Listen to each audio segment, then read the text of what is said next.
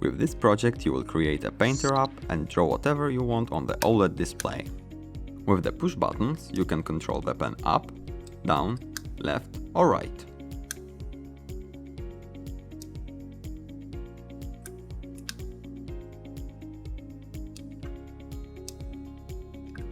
Use the potentiometer to access the setting on the LCD display and choose between pen, spray or erase.